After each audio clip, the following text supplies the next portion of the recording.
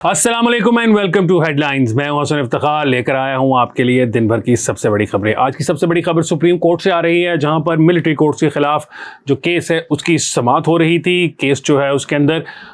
Petitioners जो हैं वो ये कह रहे हैं कि सुप्रीम कोर्ट से इस्तदा कर रहे हैं कि जो शख्स या जो अशखास 9 मई के वाक़यात में मुलव्वस थे उनके खिलाफ जो मिलिट्री कोर्ट्स में केस चलाने का फैसला किया गया फौजी हुकाम की तरफ से, उसको वापस करवाया जाए। अब सवाल यहाँ ये पैदा होता है कि सुप्रीम कोर्ट जिस सवाल के ऊपर केस सुन रही है, जिस बेस के ऊपर केस सुन रही है, उससे मुतालिक पहले ही सुप्रीम कोर्ट जो है वो एक बहुत बड़े लार्जर बेंच के अंदर, जिसमें ज़्यादा जजेस मौजूद थे, ये मौजूदा बेंच जो सुन रहा है इसकी तादाद से ज़्यादा तादाद थी, उसमें ये फैसला दे चुकी है कि सिविलियंस का मिलिट्री कोर्ट में ट्रायल किया जा सकता है। और फिर उसके बाद कौमी असम्बली से कानून साजी भी इसलिए उसके ऊपर करवाई गई, और उसके बाद फिर उसमें कौमी असम्बली से कानून साजी भी करवाई गई, जिसके तहत ये बात क्लियर हो गई कि जो लोग हैं जो मिलिट्री इंस्टॉलेशंस पर हमला करते हैं, मिलिट्री को टारगेट करते हैं, उनके खिलाफ मिलिट्री कोर्ट्स में केस चल सकता है। अब सवाल यहाँ ये पैदा होता है कि 9 मई के अंदर जो लोग मिलिट्री की इंस्टॉलेशंस पर हमला करने के अंदर मुलव्वस थे, जो लोग फ़ौज के अंदर बगावत करवाने की कोशिश कर रहे थे, जो लोग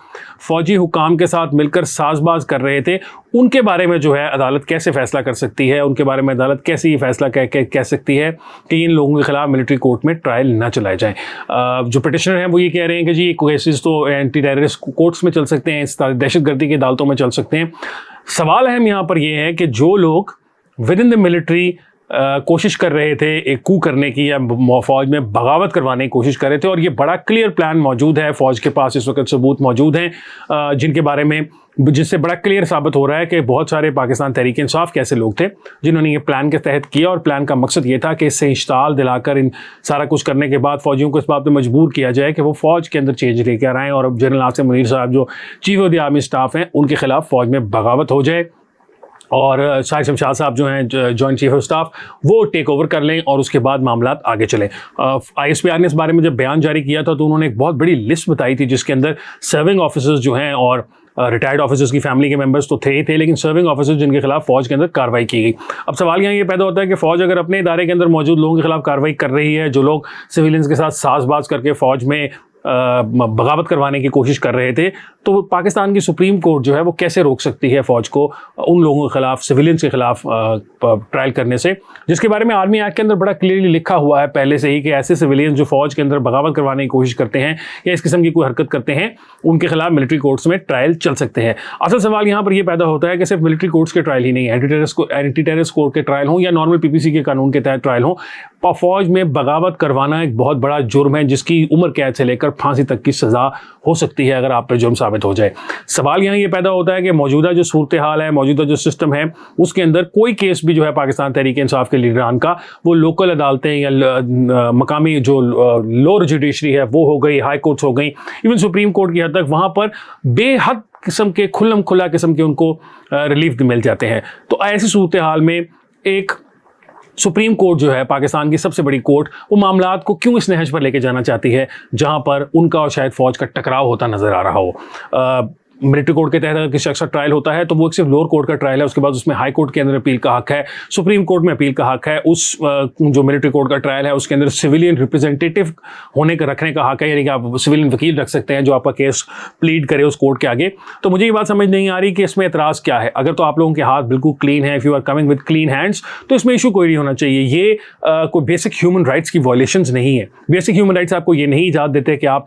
GH के ऊपर हमलावर हो जाएं। बेसिक ह्यूमन राइट्स आपको ये भी इजाज़त नहीं देते कि आप लाहौर के कोर कमांडर हाउस को आग लगा दें। बेसिक ह्यूमन राइट्स और आपकी जो राइट टू प्रोटेस्ट है वो दुनिया भर में कहीं पर भी आपको इजाज़त नहीं देता कि मिलिट्री इंस्टॉलेशन पर हमला किया जाए। दुनिया में कहीं भी अगर आप मिलिट्री इंस्टॉलेशन पर हमला करेंगे तो वो आपको मिलिट्री के कानून के तहत ही ट्रायल करेंगे। अब अमेरिका से शुरू हो जाएं, जो पूरी दुनिया के अंदर ह्यूमन राइट्स का बादशाह समझा जाता है या अपने आप को बादशाह बनाकर पेश करता है, वहाँ पर भी अगर आप किसी मिलिट्री बेस के ऊपर, आप वहाँ पर किसी मिलिट्री बेस के ऊपर जाकर अगर सिर्फ उनकी तारें काट दें या कुछ कर दें तो उसके ऊपर भी आपके ऊपर ट्रायल हो सकता है मिलिट्री कोर्ट के अंदर। तो पाकिस्तान के अंदर तो अजीब से मामला देखने में आ रहे हैं कि सुप्रीम कोर्ट जो है वो खुल्लम खुला, जबकि वो सुप्रीम कोर्ट की बायसनेस के ऊपर मुसलसल सवाल उठाए जा रहे हैं। आज भी जो है इरफान कादर साहब ने बड़ा क्लियरली कहा कि इस कोर्ट के अंदर जो नंबर 1, 2 और 3 के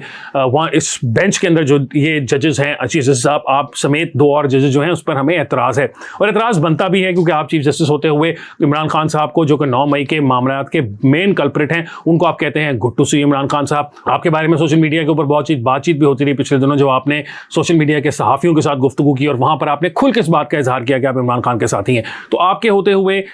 इंसाफ का तकाजा ये है कि आप ये केस ना सुने, लेकिन खैर सुप्रीम कोर्ट में केस चल रहा है। ऑब्वियसली इस केस का एंड क्या होगा वो हम सबको पहले से ही पता है। हम जानते हैं कि ये सुप्रीम कोर्ट जो है ये नहायत बायस किस्म की सुप्रीम कोर्ट है, तो इसका जो फैसला होगा वो भी उसी बायस से मिलता जुलता होगा। आज के दिन का जो हमारा दूसरा टॉपिक है वो आने वाले इंतखाबात जो हैं उनके बारे में है। पाकिस्तान में इस मामले में बड़ा कश्मकश है या बहुत ज़्यादा बहस चल रही है कि क्या इलेक्शन जो हैं वो अपने मुकर्रर वक्त पर होंगे या नहीं। आज जो है हुकूमत पाकिस्तान उसकी तरफ से एक बात आई, फिर ऑब्वियसली मिनिस्टर ऑफ जो हमारी इंफॉर्मेशन है मरीम औरंगजेब साहिबा, उन्होंने उसको डिनाई किया कि ऐसी बात नहीं है, लेकिन ये सोर्सेज हमें बारहा बता रहे हैं कि असेंबली जो है वो अपनी मुद्दत कंप्लीट होने से पहले ही तहलील हो जाएगी। उसका फ़ायदा ये होगा कि इलेक्शन जो है वो 60 दिन के अंदर जो कॉन्स्टिट्यूशन लिमिट है उसकी बजाय 90 दिन की कॉन्स्टिट्यूशन लिमिट हो जाएगी, तो 30 दिन का एक एडिशनल टाइम पीरियड मिल जाएगा। वो 30 दिन का एडिशनल टाइम पीरियड क्यों ज़रूरी है, वो मेरी पहली खबर से जुड़ी हुई बात है। वो इसलिए ज़रूरी है कि सितंबर के अंदर 22 चीफ जस्टिस साहब जो हैं वो रिटायर हो जाएंगे और एक आज़ाद ख्याल जो चीफ जस्टिस हैं काजी फायज़ ईसा साहब वो तशरीफ़ ले आएंगे। तो जो सियासी जमातें हैं उनकी उम्मीद यही है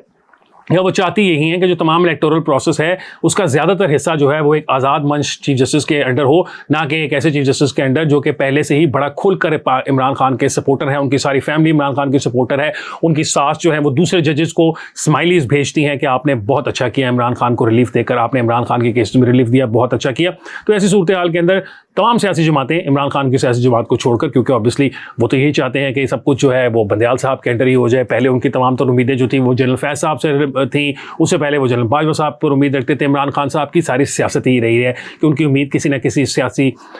न किसी इदारे से जुड़ी होती है जिसका कोई सियासी रोल नहीं होता, लेकिन वो इमरान खान के लिए वो सियासी रोल अदा करने पर आमादा नजर आते हैं। चीफ जस्टिस साहब जो हैं वो हों, पुराने chief of the army staff हों, ये सब इमरान खान साहब के लिए सियासी काम करते रहे, लेकिन सबके साथ इमरान खान साहब ने अच्छा नहीं किया। खैर आने वाले दिनों के अंदर ये बात इंपॉर्टेंट होगी कि जो इलेक्शन है वो नवंबर की कोई डेट्स आ रही हैं जिसके अंदर इलेक्शन आप एक्सपेक्ट कर सकते हैं। उस वक्त तक चीफ जस्टिस साहब जा चुके होंगे। मियां मोहम्मद नवाज शरीफ साहब जो है उनके बारे में भी कहा जा रहा है